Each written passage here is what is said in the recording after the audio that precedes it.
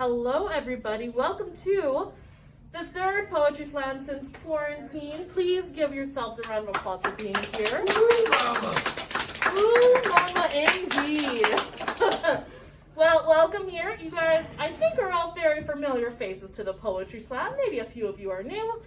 But what we do is our creative writers group comes and they read us some of their work together as a whole audience. And we sit and listen and ooh and ah, and then we clap for them, but not clap because we are poets, we Snap. snap. Thank you. Perfect. Well, today, first off, for our poetry readings, we have the lovely Faye Schlanda. Come on up. Okay, today I'm going to be reading 3 pieces. 2 of them are brand new, Ooh la and la. then 1 from my book that I published. So this one, first one that I just wrote recently is called What is Happening to Me? My voice is being stolen away. Words that once flowed easily from my tongue no longer come unbidden. They linger in my brain, refusing to form on my lips. Drained are the ideas that used to swim around in my mind. No more do they come to the surface with offerings of hope. Instead of a clear and concise sentences, I am left with incoherent sounds spilling forth. My body has betrayed me. Arms and legs that were strong have become shaky pillars ready to crumble at a moment's notice. Eroding muscles refusing to respond to the simplest commands. Failing are the vital organs that once sustained me. They bluster and threaten to go on strike with each passing day. Pictures of all are all that's left as proof that I once had a capable body. My energy is redirected by pain. Fingers are now cramped into gnarled claws. Gone are the days of holding objects steady. To feed myself has become a feat in itself. The crackle of joints can be heard as they reluctantly move, sending shockwaves up and down my nerve endings. Vim and vigor have been replaced with constant chronic symptoms of wear and tear. My soul has become faint. A once vibrant aura no longer shines bright enough to break through the gloom. The colors swirled and mixed until they became muted and muddied. Paranoia and panic have taken advantage of the darkness. Faded are the memories that once made up who I was. Now all that remains are the moments of clarity that remind me of what is happening to me.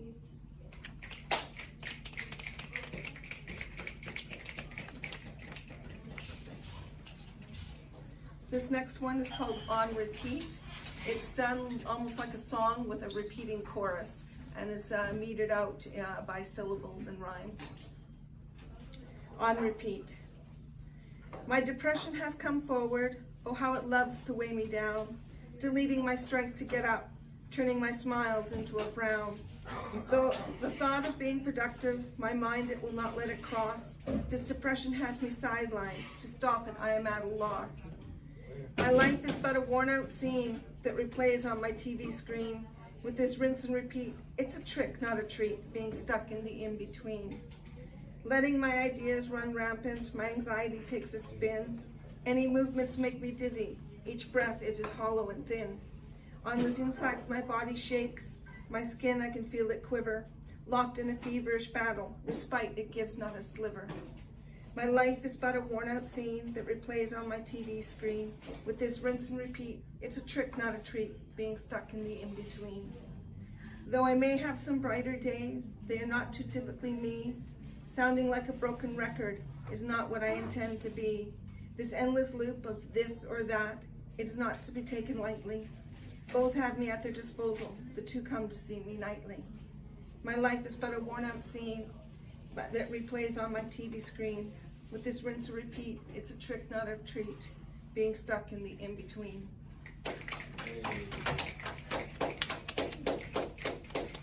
And the last one is from my book, Me Between the Lines, which is available at Artbeat. So if you like what you've heard today, you can get a copy of my book.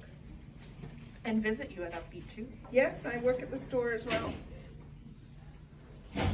Plugging it all in. Shameless. I'm shameless, yes, I'm shameless. Hey, I self-published. I put a lot of money and thought into these. You do. We love a plug. We love a plug. Go for it. This one is a definition poem called Expression. I take the word, break it down, use a lot of the synonyms, and turn it into a poem. Expression, a pronouncement, the declaration of a sentiment. Demonstration of thoughts can have powerful effects. Be careful about what you use to illustrate your point of view. Voices spouting profanities gave rise to hot anger. Sadness erupted from the conveyance of harsh words. Despair was manifested through disparaging remarks. Selfish statements sounded out the jealousy within. Camaraderie heartily enjoyed a rousing musical broadcast. Proclamations of everlasting love sweep away loneliness.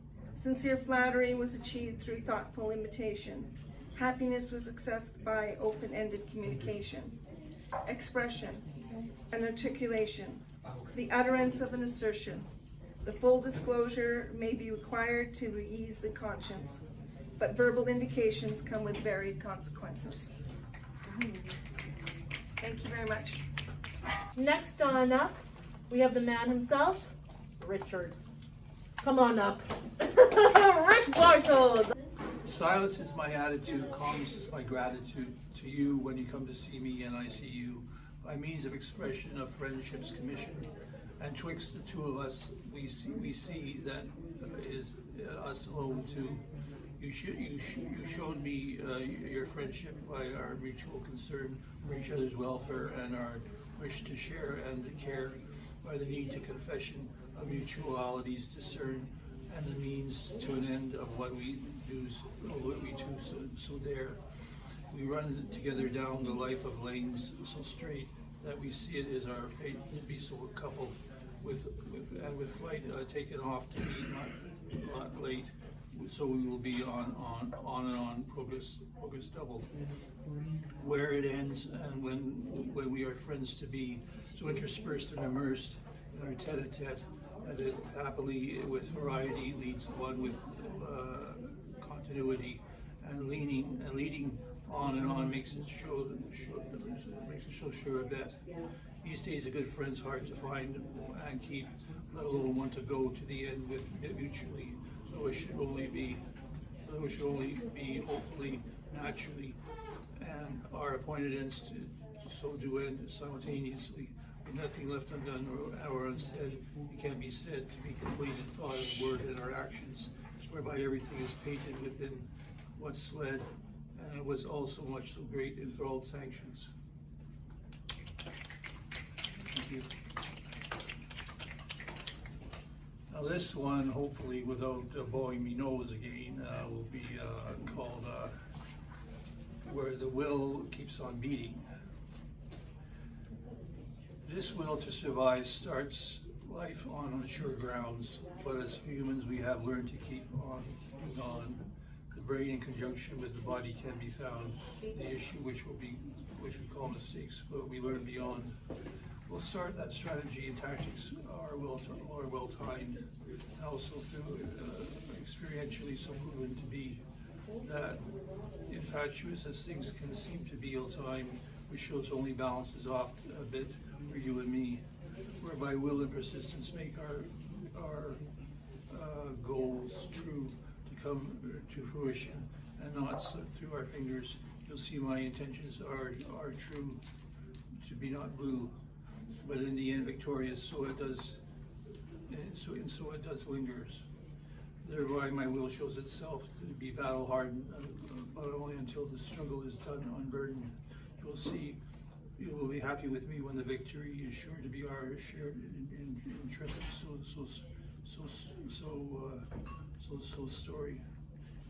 story. Our way, though thought with the perils of the path, will not be sought to be so much fear but wrath, and the conquest of fear is overcome by our understanding the situation, and we will see life not so demanding, the life of combatfulness and thoughtfulness, whereby strategic and tactic come together in solitudinal or dualistic combinations, more or less, and we see our efforts come to fruition or the nether.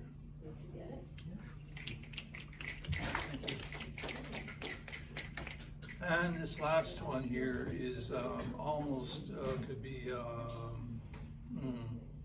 to the tune of maybe some sort of Irish ditty, as you can see. Anyway, Irish carol. Irish pop song maybe. What is the word for it though? Irish. Jig. What about jig? Yeah. Irish jig, yeah. Oh, you'll see me coming happy. You'll see me coming happy down the road, where you left me only to meet me later. But time flew by, and I know not why. Though it seems slow, sometimes greater. You'll see me coming happy down the road, where I am sure life's troubles left me. I fell into an ecstatic life in mine untold. To see that it became a solid reality. But of course, you have to understand that in any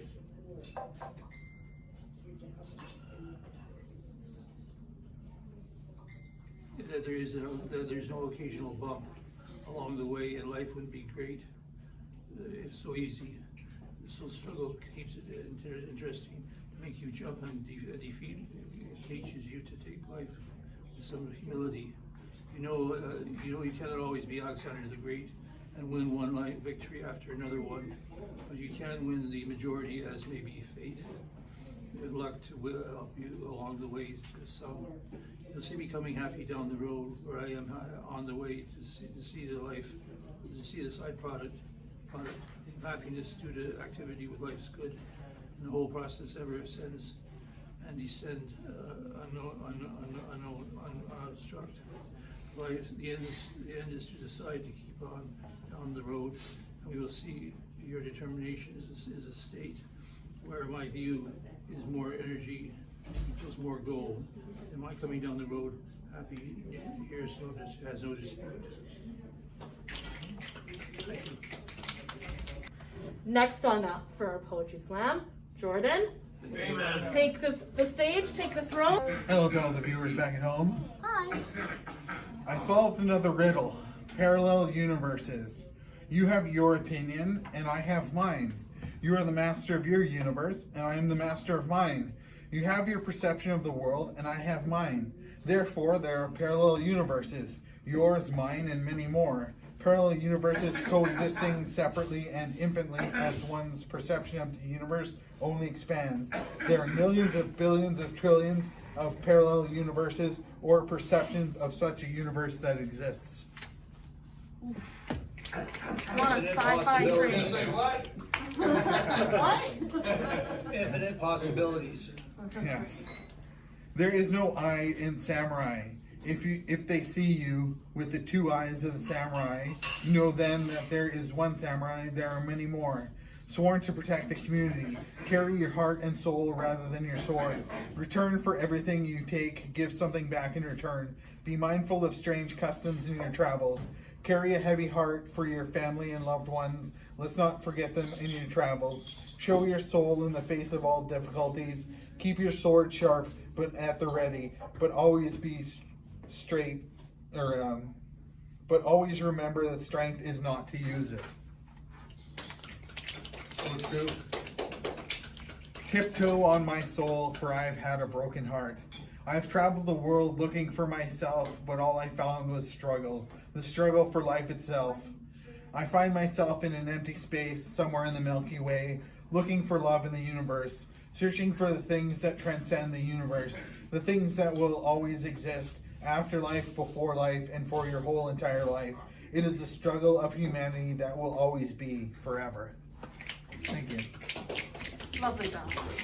Next on up for our poetry slam is the man himself, James.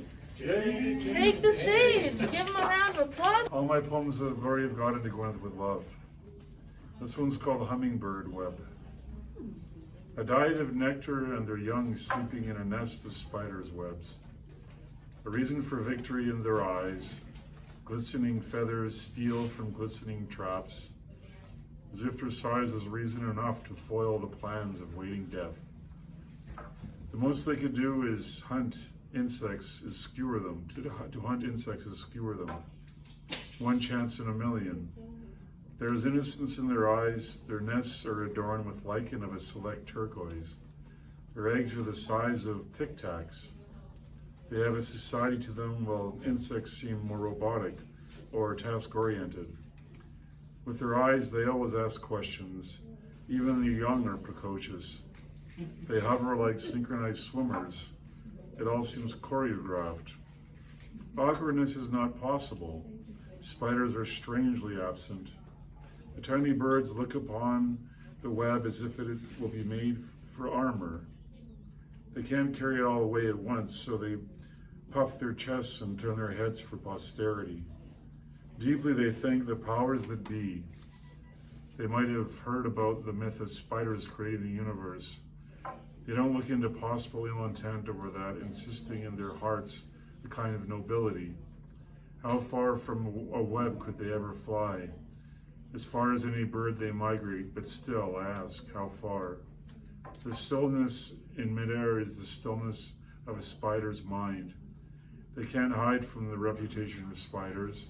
They can't get caught in their webs. They appear like flying flowers, bringing color and light and innocence into a thing, into a trap, into the love of a spider, into its mystery, into the open of our minds, with such a small price to pay.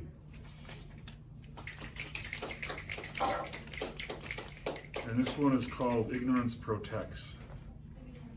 I would have never been smart if I knew I was being smart. Would I have ever been smart if I knew I was being smart? Would I have ever loved her if I knew how loved she was? Giving myself a chance only because love itself mattered. Love always wins. Did I even know that? What is the subconscious mind? What am I doing? If I had to answer all the questions put before me, I would never have been able to answer one. If I looked at all of my disqualifications, I would have never qualified. I was lost, but I didn't know, so I kept finding my way. How long was it dark? What way were the birds flying? Were they flying at all? Why did I believe in finding love lying in a ditch beside the highway? How did I believe it was her who nearly drove over me? Why do I believe it was a good thing? No one could listen to me, so I thought they didn't understand. I told them I knew what I was doing, so they didn't ask. There was no sun in the sky, so I thought it was daytime, covered by clouds. My uncle yelled in contempt over the phone, so I thought he loved me. I slept on the side of the road, so I didn't know people didn't see me. I was alone, so I thought I was popular. No one talked to me because I had all the answers. It was nighttime, so I thought the sun would rise. The dawn took so long, suddenly it was noon. Under the hedge was so beautiful, I thought it was an organic spaceship. The waitress at the coffee shop had to be someone special. I hitchhiked so far I was there where I was 2 days ago. So I thought Portland loved me. I have a place to live because I trudged through the snow. I have places to go because I believe I do. Family is my life because I asked. Friends like me because I grew on them. The world exists because it's a miracle. The meaning of life is that it's worth it. That we're immersed in a world full of evil to come to terms with it. That we fall to rise while some of us get snagged by the need to judge. That we're all part of God and He tries to save as many of us as He can, bringing us into existence. I've been told I have nothing to create, so that means the opposite. I exist, so maybe God loves me, and that chance is all that matters. Partly because I want to share that with others. If it looks to you as if I'm saying something, maybe you get it, and maybe you don't, maybe both. And this one's called The Cat. Its eyes were so alive, they go off the light of life. It seemed to stare off at something specific. Its belly was wet as if it gnawed at it. It was saliva, not anything bad. Sometimes to be at an open door is the same as going through. The ego is the interface between the conscious and the subconscious mind. You can't go through the door, and in actual fact, a door ajar is a lie. You can walk away and remain uninvolved. It was a beautiful summer evening, the paradise of an alley cat. Its irises seemed to spin like a kaleidoscope. Its stare went right through me, yet it only looked down the street, a searching gaze. It seemed sure of where it placed and settled its eyes. It seemed too young to have such wisdom. I would love to care for it and give it a home, but it was far from me. Even though it opened the door, it seemed like freedom and mystery, as if I could talk to my dad or kiss my mom when she told me to move on, or we agreed I would. How could life be there so surely? How could a door open and leave me there? My mind is transfixed on thoughts I don't know. Let's dance in heaven, you and I, where I can read your eyes and even be lied to, where lies are forgiven like card games. Maybe you show me nothing but contempt, yet we have eternity to work it out, where I can stroke your fur, you rub against my leg, or maybe that's not your style. I can watch you play in the sun, running with your friends, to give and take of life, frozen in the purity of light that leads me to live with thoughts of love that your silent stare holds me with.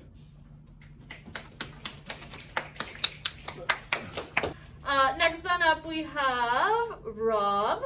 Come on up, Robert St. Germain. St. Germain. The Button Man. Come on up. Okay, this one is called A Kick in the Sack. There it goes. These mental wounds are a kick in the sack. I gave away to hell, no looking back. After this fire burning inside, nowhere to run, nowhere to hide.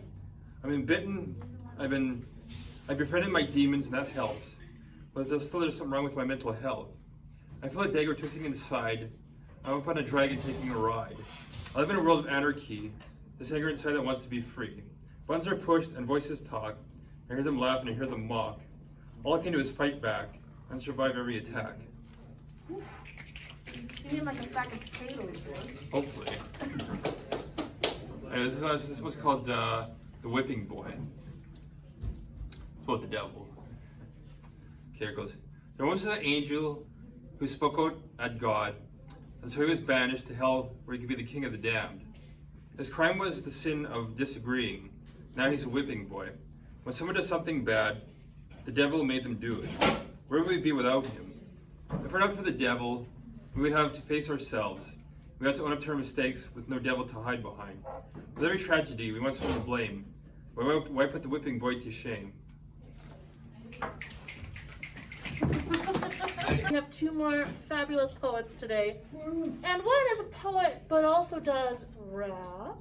Oh no. Oh my goodness. Someone coming up who hasn't been on the stage for quite some time, but I am so excited. Nick, also known as Nick Hart. Coming up. Slim Shady Heart. I don't have a name for this one yet. I just wrote it yesterday. About the devil, like the last one. So Like Rob. We're on a theme here, I guess. the devil has never once shown his face to me, but I know he is real.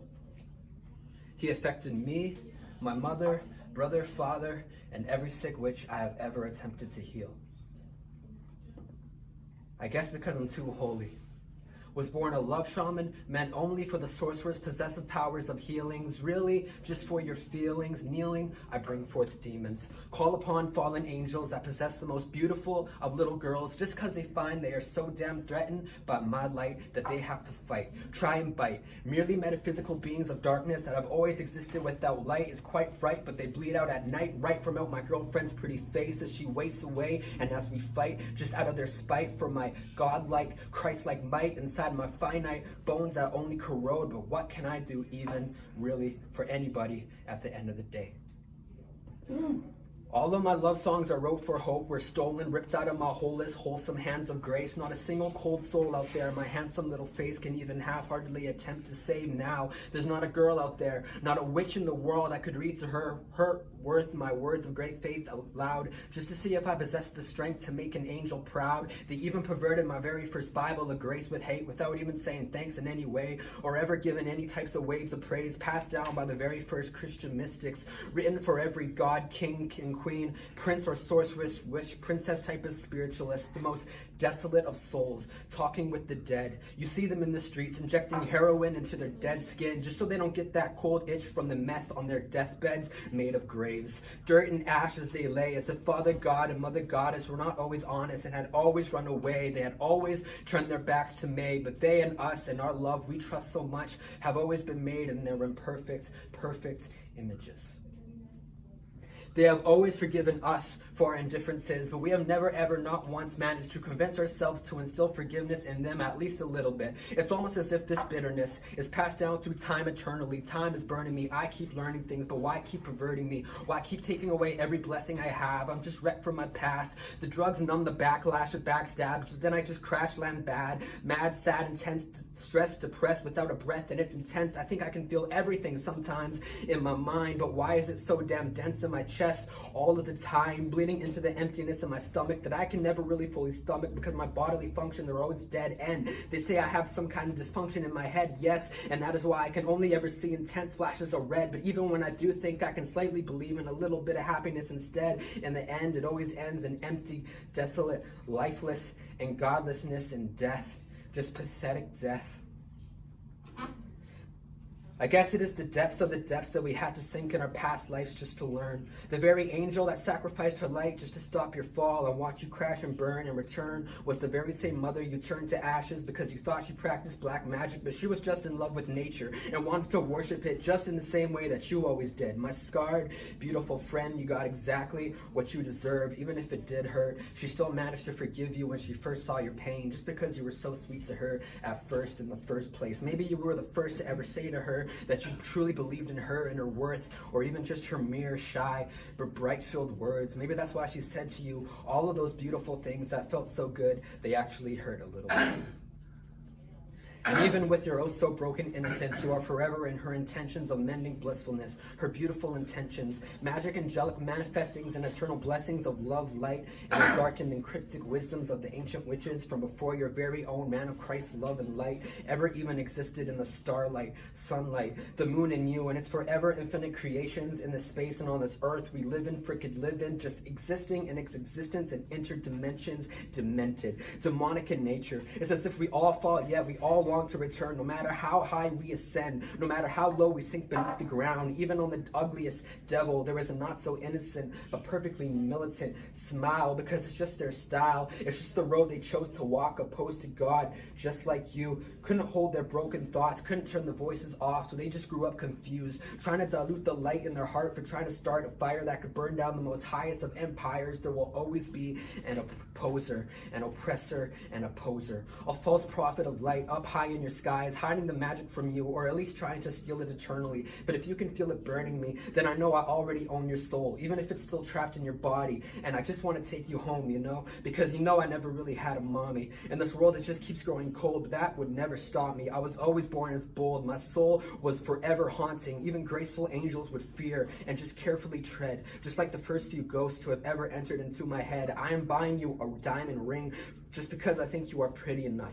And if you promise to always stay true and sweet to me, I promise you will never want or long to give it up. So give it up and face the truth. Let me in even deeper into your ethers forever. Spirits finally let me in again, but I have never ever needed them either. And I don't even need a red cross on my altar just to alter the pain of fallen to earth grace. You are my guardian angel halo. You are the eternal resting place of my ever faithful lucid dream like faith of fables. Take hold. Breathe as slow or as fast, loud or as quiet as you want or need. As long as I finally get to hear your voice, I will have no choice but to plead on my knees, not because I am weak. I even forsook God just for making me cry when I knew deep down inside my ties that I had no other form of release, just to bleed the grievances of my mother that my father had left for me to treat. But it was never an easy disease disease for me to beat. Just feed meat, but you can be my witch doctor if you just let me be your love shaman, even if it's just once, because you've always been so damn proper. I could not find any tar on your lungs, and I guess you must have sinned, or maybe just tripped,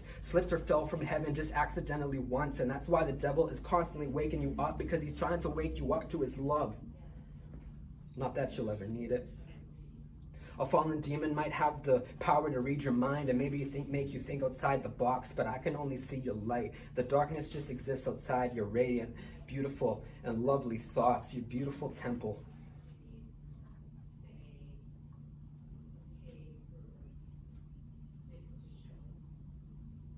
Of consciousness, constantly and remarkably your embodiment of novelty, my queen. Don't think of me as bashful, but I think we need a castle to plant the seed of cattle, to battle the evil deeds of the devil. I know that haunts you and taunts you, even though he wants you. They all want you, but not like I do, so please don't get confused. You can fall for their pretty words, but just know that you deserve so much more than a mere saint's rotten tongue, because you are love, not even a poem or passage, not even a song, just a repassage, an eternal bandage to fix my eternal damages and patch them with your foreverly eternal happiness, and that is it.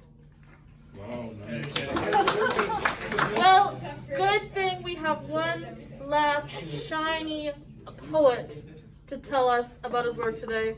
Oh, we're good. Kelvin free. Come on up. Anyways, I got a poem. I haven't recited here a lot. I've got it in my music though, and I think I'll just give you this one poem. It's not bad because it don't want to occupy too much of your time. His body, like an old windmill, creaking and groaning in the watch of the wind, made of hand-hewed wood, an iron nail, hammered when glowing red in the bellow-heated coals of the blacksmith forge. Is a beacon, weary worn. His heart was like the waxy wind, filling the four tightly woven white linen sails, firmly attached to a kindly carved cross of local pine, turning the wheel. His task to allow the wind to turn the coarse chiseled stone, grinding local wheat into flour, a little less fine than ours. The sound, a crunch sound, like footsteps in stone, only constant, another, a high pitch. His task done, he shall tie up the sails that turn the pulverizing rock and retire to some quiet place where only the murmur of the creatures of the night and conversation of the wind are heard.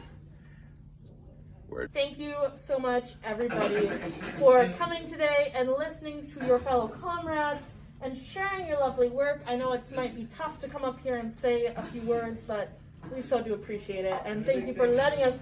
Thank you to you Oh. for doing all this for us. Your dedication. Well, thank you. It's my favorite thing to do because everyone sat and listens to me. So, give yourselves a round too. Thank you, thank you, thank you.